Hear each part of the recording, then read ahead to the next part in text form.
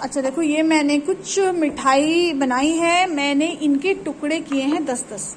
कितने हैं टुकड़े, गिन लो। 1 2 3 4 5 6 7 8 9 10। अच्छा, जो ये कलर पार्ट मैंने अलग काट के, समझो इस पार्ट को मैंने अलग कर दिया है, तो ये इसको हम भिन्न में लिखेंगे तो क्या लिखेंगे, कौन बताएगा? समझ बताओ। 1/10। इतना तेज नहीं, मैं यहीं बैठी हूँ, दूर नहीं हूँ मैं। ठीक है, ये जो दूसरी मिठाई है मैंने इसके भी 10 हिस्से किए हैं और मैंने इसके 2 पार्ट यानी 2 हिस्से अलग कर लिए हैं, तो इसको हम क्या लिख रहे हैं? 2/10। ठीक है, अब ये तीसरी मिठाई, अब इसको तुम बताओगे कि इसमें कुल कितने भाग हैं। इसमें कुल 10 भाग हैं, इनको 3 हिस्सों को कलेक्ट किया गया है, इसको हम कहेंगे 3/10। ओके, फिर नेक्स्ट आ जाता है हमारा चौथी मिठाई है हमारे पास। इसके हमने कितने पार्ट किए हैं? 10। 10 में से हमने कितने पार्ट काट के अलग करे हैं? मेरे लिए तो 5। 5। अच्छा एक बात बताओ, अब मैं तुम में से इन मिठाइयों में से मैं कहूँ कि भाई तुमको छांटना है अपने लिए, कौन लेना सिर्फ कलर्ड वाला पार्ट है, तो आप कौन सी मिठाई में से छांटोगे? 5 मेरी है। क्यों भाई? क्योंकि मेरी सबसे ज्यादा है।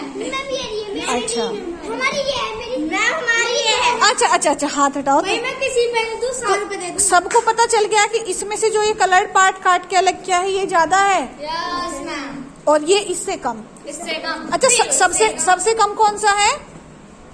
अच्छा, मैंने ये वाला पार्ट दिया आरुषि को। ओके, तो आरुषि को क्या सबसे ज्यादा मिला, सबसे कम मिला? सबसे कम। छोटी भी तो हो। दूसरा, ये पार्ट मैंने दिया पलक को। अपना अपना पार्ट याद रखना, ध्यान रखना, भी कुछ पूछने जा रही हूँ तुमसे। ये हिस्सा दिया मैंने, ये जो 10 में से 3 हिस्से मैंने दिए सुमित को। सुमित कैसे कर रहे हो तुम? ठीक है, ये हिस्सा मैंने किसको दिया? सुमित को। 10 में से 3 हिस्से मैंने तुम्हें दे दिए।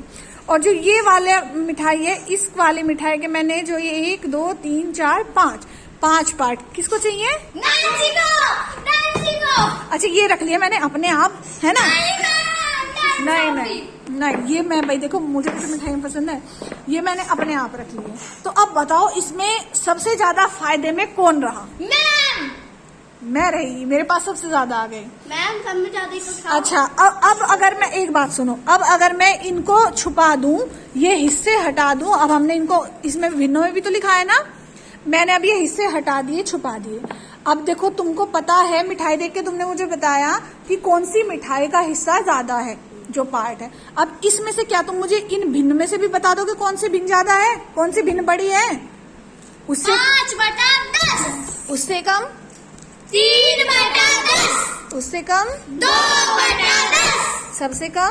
1/10। अच्छा, तो अब इससे हम क्या सीखे? जिन भिन्नों का जिन भिन्नों का हर नीचे वाला समान होता है, समान यानी बराबर होता है, उसमें जब हमें वो भिन्न पता करनी होती है, कौन सी भिन्न बड़ी है, कौन सी छोटी है, तो कैसे करते हैं? जिसका अंश बड़ा वो भिन्न बड़ी और जिसका अंश छोटा वो भिन्न छोटी। समझ में आ गया? तो जब इस तरह की भिन्न के सवाल आपके सामने आएंगे तो आपको क्या करना है? माइंड में ऐसे ही आपको पीस रखने हैं कि समझो ऐसे पीस हैं, उसके इतने पार्ट है ना, काजू कतली के पीस है ना, तो तब समझ जाओगे ना। बिल्कुल, जब ये बराबर होंगे तो इसका मतलब इसके 5 हिस्से हैं, इसमें इसके 10 में से 3 हिस्से, 2 हिस्से।